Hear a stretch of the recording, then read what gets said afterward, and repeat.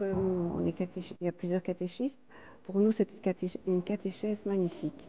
Et donc on commence par l'histoire de Jésus, donc à Bethléem, et on parle de toute sa vie, et nous terminons l'exposition, je ne sais pas si vous avez remarqué, par la crèche de Pâques, parce qu'on ne peut pas dissocier Noël et Pâques, très très important.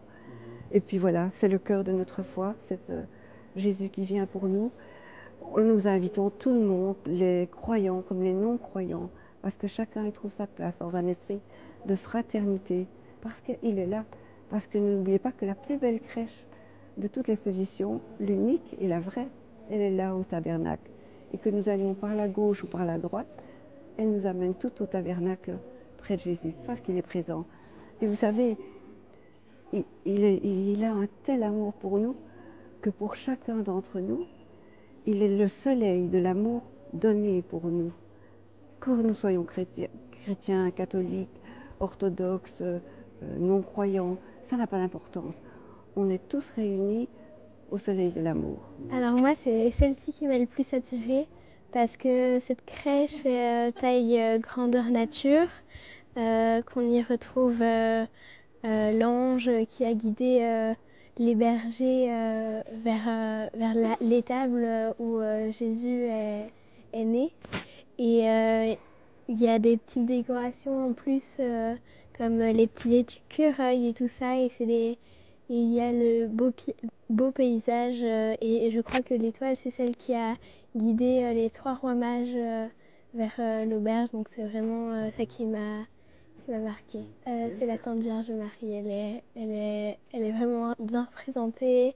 C'est vraiment quelqu'un qui est précieux dans la foi, qui est apparu quand même à Sainte Bernadette dans la grotte à Lourdes.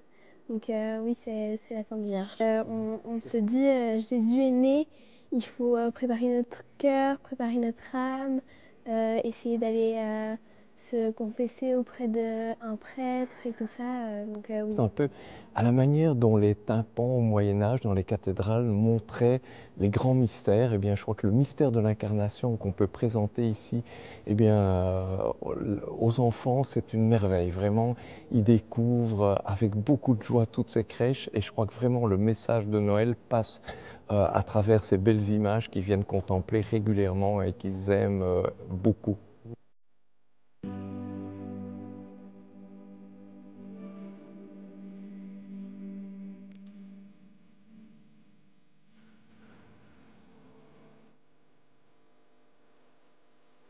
Mais c'est parce que surtout, c'est pas qu'une crèche, mais plutôt un village entier heureux pour la naissance de Jésus. Et aussi la verdure autour, la nature et tout. Je trouve ça très beau, très joli. Tu passes par là, tu peux pas la louper. Voilà.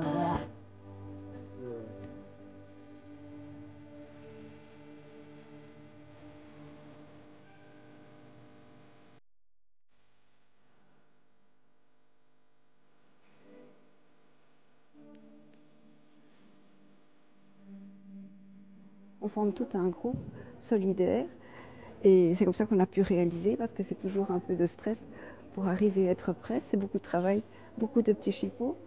Mais voilà, on est tous ensemble et c'est ça qui compte, c'est la solidarité. On se donne un peu de courage de temps en temps quand il fait un peu froid. Et puis d'un autre côté, on voit qu'on avance.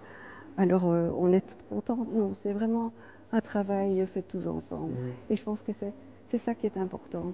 C'est pour ça que j'aime vraiment bien cette crèche. Moi, je vous dis, l'eau qui est là-bas, la fontaine, c'est le passage de la vie à la mort. Donc, on va dans l'au-delà enfin, dans le paradis et on continue de vivre.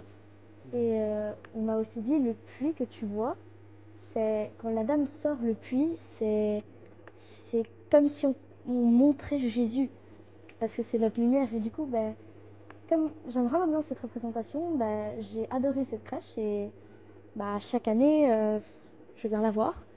Évidemment, du coup, ben, on passe à côté de celle-ci, elle est grande, donc il n'y a pas moyen de la louper. On est dans une superbe église.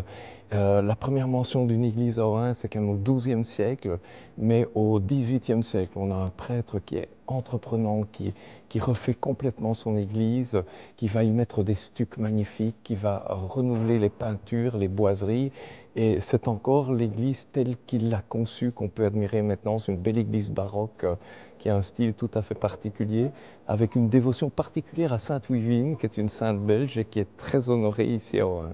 C'est l'ancienne crèche que je connais depuis que je suis enseignant ici, donc j'enseigne à l'école Saint-Joseph depuis 46 ans, et c'est la crèche que je connais depuis que je suis ici. C'est vraiment dans un style Saint-Sulpice, mais très joli, et donc c'est dans cette crèche que, lors de la messe de minuit, le prêtre viendra déposer l'enfant Jésus avec le cortège des anges, puisque les enfants représenteront la crèche vivante juste avant la messe de minuit, dans la nuit de Noël.